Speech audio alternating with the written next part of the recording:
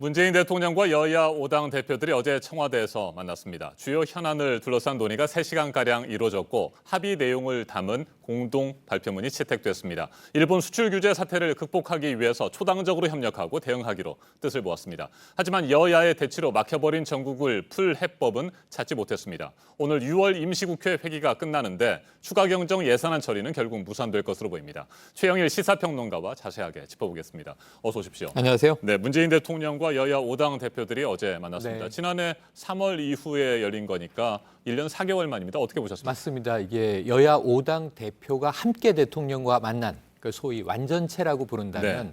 말씀하신 대로 2018년 3월 홍준표 자유한국당 대표가 참석한 이후 두 번째가 됩니다. 2017년 7월에 첫 번째 모임이 있었습니다만 이때부터 자유한국당이 이제 보이콧을 했죠. 네 차례는 자유한국당 없이 이제 여야 대표가 사당만 모였었고요.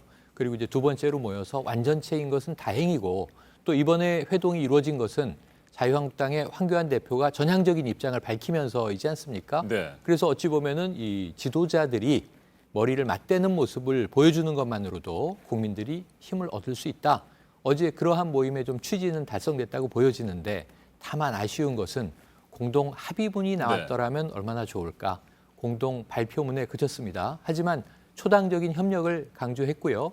이 일본의 수출 규제가 부당한 조치이다, 경제 보복이다 이렇게 규정은 했기 때문에 어찌 보면 이제 상당히 접근한 의견은 통합됐다고도 볼 수 있겠습니다. 네, 당초 예정됐던 시간이 2시간이었잖아요. 맞습니다. 그런데 1시간 더 늘어나서 3시간 동안 회담을 했습니다. 그래서 네. 뭐 많은 현안들이 얘기가 될 수도 있었을 것 같은데 그래도 입장차는 여전히 컸던 것 같습니다. 입장차가 컸죠. 네. 그게 이제 민주주의라고 봅니다. 여야 입장이 다 똑같으면 뭐 되겠습니까? 입장이 다른데 문제는 그것이 수렴되는 과정과 뭔가 결론을 도출하는 과정이 있었으면 좋겠는데 네. 어제는 오랜만에 머리를 맞댔기 때문에 서로의 의견들을 경청하고 공감한 것 정도 수준에 머무는 것 같습니다. 말씀하신 대로 예정은 4시부터 6시, 2시간이었는데요. 네. 180분이니까 뭐 7시까지 딱 3시간을 채웠고 이 안에는 비공개 네. 논의도 있었습니다. 여기서 굉장히 치열한 논의가 오간 것으로 전해지고요. 그리고 처음에 이제 정부 여당 쪽에서는 자, 일본 문제 현안만을 다루자 그랬었는데 야당들은 오랜만에 만나는 만큼 국정 전반에 대한 논의를 하자. 일단은 머리를 맞대는 순간 국정 전반 논의는 불가피했다고도 볼 수 있겠습니다. 네. 다양한 이야기가 오간 것 같은데요. 우선 일본 문제에 대해서도 좀 아주 흥미로운 대목은 야당 네 곳이지 않습니까? 네. 두 당의 입장이 상당히 갈렸습니다. 자유한국당과 바른미래당, 범보수 야당들은 일본에 대해서 조금 로우키로 가자, 감정적 대응은 자제하자 이런 이제 중론이었고요. 반면에 저는 이 평화민주당과 정의당의 입장이 좀 귀담아들을 대목이 있는데 돌아온 심상정 대표가 네. 어제 좀 굉장히 강한 주장을 했습니다. 일본이 우리를 신뢰할 수 없기 때문에 수출 규제 정도까지 한다면 그럼 한일 간에 어떻게 안보 정보, 그러니까 군사 정보 협정이 맺어져 있는데요. 군사 정보는 공유할 수 있겠는가?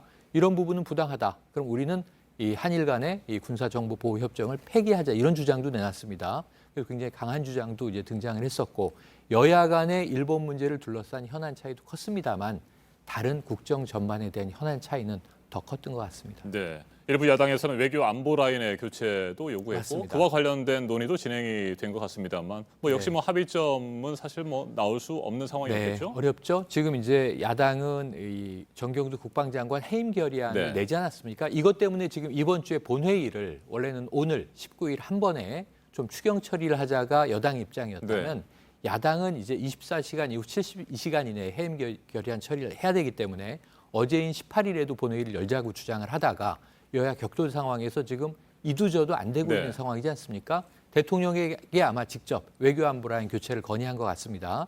문재인 대통령은 좀 이제 묵묵부답으로 일관했다고 전해지고요.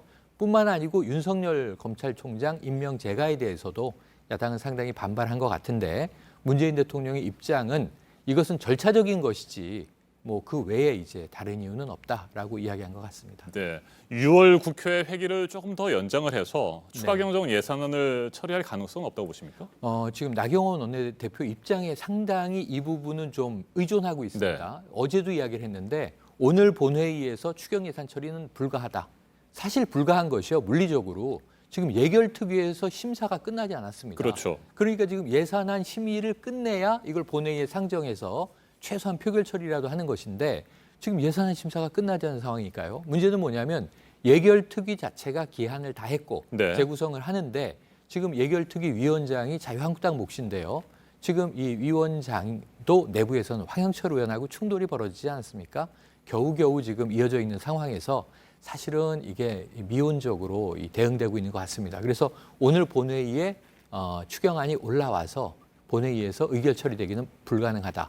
그렇다면 말씀하신 대로 오늘로 6월 임시국회가 끝입니다. 네. 지금 7월이 3분의 2가 지났는데 6월 임시국회가 끝났는데 아무것도 못했고요. 사실 두 가지 했습니다. 대정부 질문했고요. 윤석열 후보자 청문회 했습니다. 이게 답니다. 네. 이런 상황에서 결국은 원포인트 국회라도 추가로 열어야 하지 않는가. 여기에 대해서는 나경원 원내대표도 입장은 그래야 할 것 같다라는 입장은 나왔습니다만 아직은 이제 미정이고요. 지금 문제는 6조 7천억 되는 추경 예산. 홍남기 경제부총리는 시일이 이미 늦어져서 점점 추경 효과는 반감되고 있는 상황이다.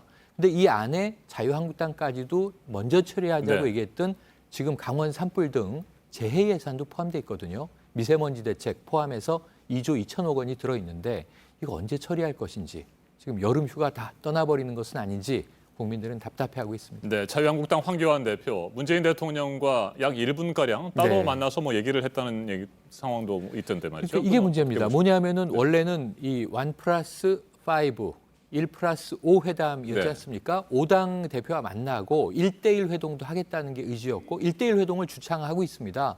근데 어제 문재인 대통령은요. 3시간이나 이제 이 회담이 이어졌기 때문에 청와대에서 만찬을 하고 가시라. 그러니까 저녁 식사 초대를 했습니다.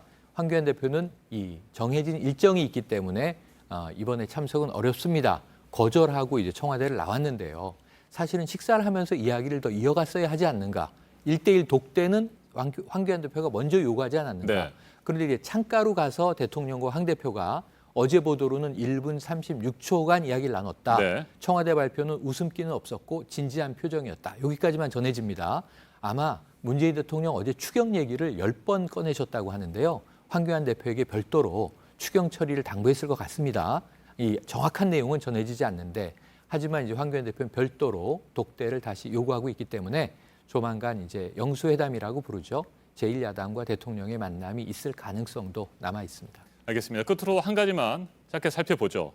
더불어민주당이 그동안 정개특위 위원장을 맡을 것이냐 네. 아니면 사개특위 위원장을 맡을 것이냐 고민을 했었는데 결국에는 정개특위 위원장을 맡는 것으로 결정을 그렇습니다. 했습니다. 그렇다면 자유한국당이 사개특위 위원장을 맡게 되잖아요. 그렇죠. 앞으로 어떻게 전망하세요? 사개특위 안에 공수처 신설법과 검경수사권 조정이 있습니다. 네. 이게 사실은 여당이 공약으로 제시했고 밀어붙이는 안들인데 이 위원장을 자유한국당이 맡았다. 결사반대하고 있는 입장이거든요. 일단 사개특위 진행은 어려울 것이다. 이렇게 전망이 되고요. 그럼 왜 정개특위를 맡았냐면 어제 손학규 대표도 이 주장을 했는데 선거제 개편이 소수 야당의 주장 아니겠습니까? 근데 이게 정개 이 특위에 걸려 있는 사안이고 그렇다면 지금 정의당 심상정 위원장의 자리를 여야가 빼앗은 것으로 돼버렸잖아요. 강제 해임됐다는 표현도 나왔는데 근데 당대표로 돌아왔습니다.